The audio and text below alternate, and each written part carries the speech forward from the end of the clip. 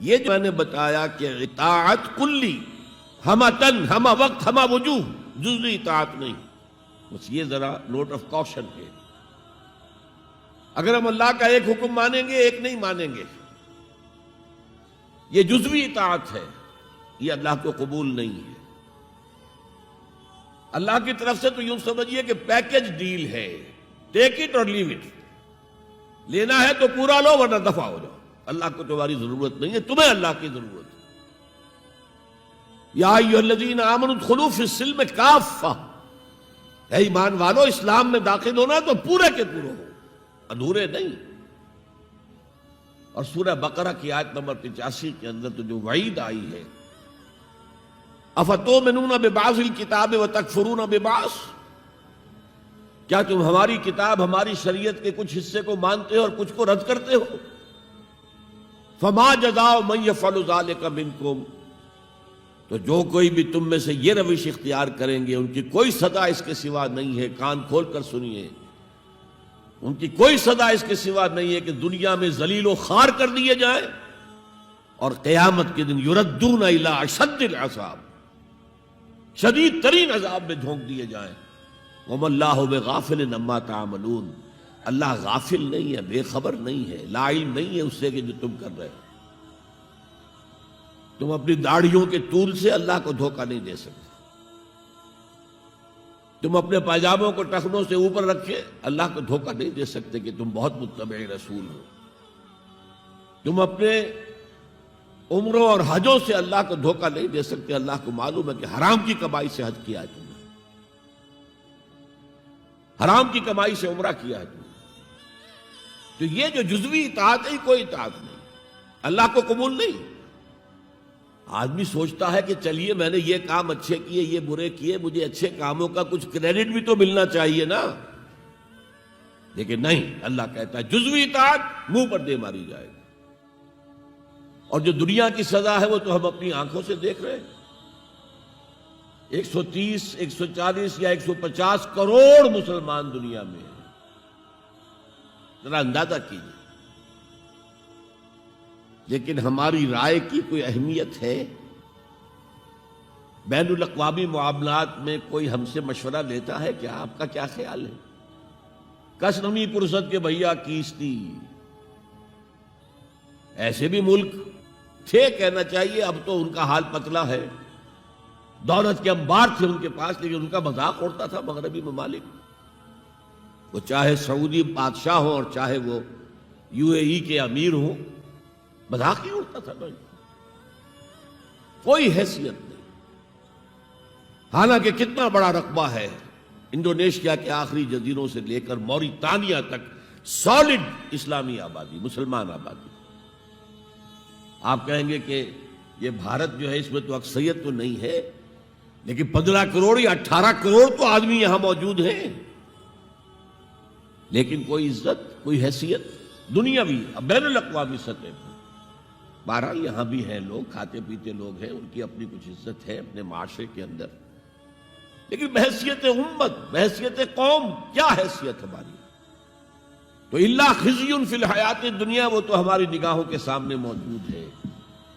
اب قیامت کے دن کے بارے میں جو دھمکی اللہ نے دی ہے، وَيَوْمَ الْقِيَامَةِ يُرَدُّونَ إِلَىٰ أَشَدِّ الْعَذَابِ، قیامت کے دن شدید ترین عذاب میں جھونک دوں گا۔ اس پر اللہ سے معافی طلب کی جا سکتی ہے، دعا ہی کی جا سکتی ہے، اللہ ہم پر رحم فرمائیے۔ یہ میں نے آپ کے سامنے رکھا ہے فارمولہ، اللہ کی اطاعت جمع اللہ کی محبت، دے گو ٹو میک عبادت۔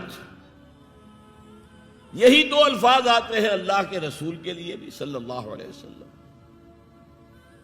اللہ کے رسول کی اطاعت یہ تو اسلام کا بنیادی تقاضا ہے، اطیعوا اللہ واطیعوا الرسول فإن تولوا فإن اللہ لا يحب الکافرین۔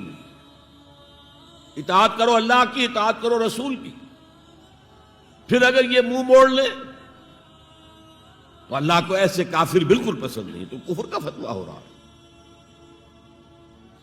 لیکن اللہ کے رسول کی اطاعت کے ساتھ محبت کو جمع کیجئے۔ میں نے ابھی آپ کو حدیث سنائی ہے، حضور نے فرمایا لا یؤمن احدکم حتی اکون احب الیہ من والدہ وولدہ والناس اجمعین. تم میں سے کوئی شخص مومن ہو ہی نہیں سکتا جب تک کہ میں اسے محبوب تر نہ ہو جاؤں اپنے باپ سے، اپنے بیٹے سے اور تمام انسانوں سے. تو اللہ کے رسول کی اطاعت جمع اس کی محبت. اس محبت کے ضمن میں ایک واقعہ یاد آیا جس سے اندازہ ہوگا کہ کس قدر اپنائیت تھی، کتنا قرب تھا حضور کے اور حضرت عمر فاروق رضی اللہ تعالیٰ عنہ کے مابین. ایک مرتبہ حضور دریافت کرتے ہیں حضرت عمر سے، عمر تمہیں مجھ سے کتنی محبت ہے؟ اب آپ سوچئے، ذرا سا بھی مغایرت کا باریک سا پردہ بھی اگر کہیں ہو تو کیا یہ سوال کیا جا سکتا ہے؟ تو انتہائی قریبی شخص سے ہی کیا جائے گا، تمہیں مجھ سے کتنی محبت ہے؟ عرض کیا آپ مجھے دنیا کے ہر انسان سے بڑھ کر عزیز ہیں.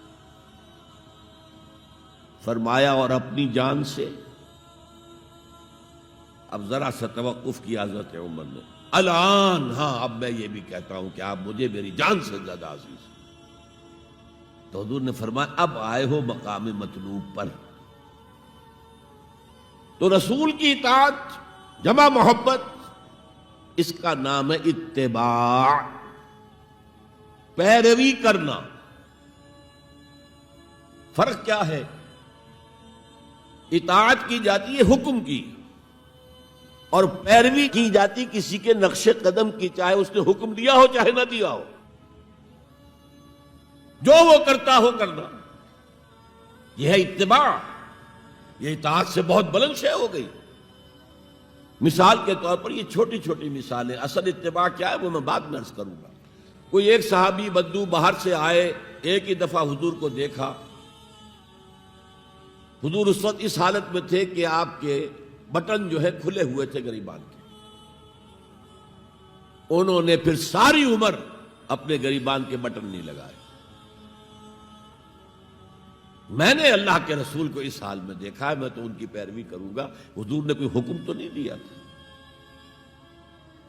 تو یہ جو محبت، شدید محبت کے تحت جو بات آئے گی اس کا نام اتباع ہے.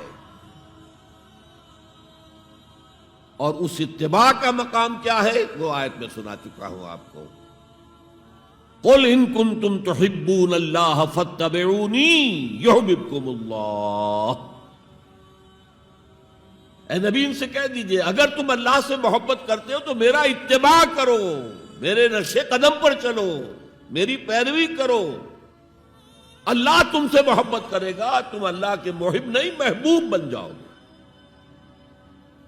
اور اگر کہیں کوئی لغزش ہو گئی، کوئی خطا ہو گئی، کہیں جذبات کی رو میں بہہ کر کوئی گناہ کر بیٹھے تو اللہ معاف فرما دے گا. اللہ بڑا غفور ہے، اللہ بڑا رحیم.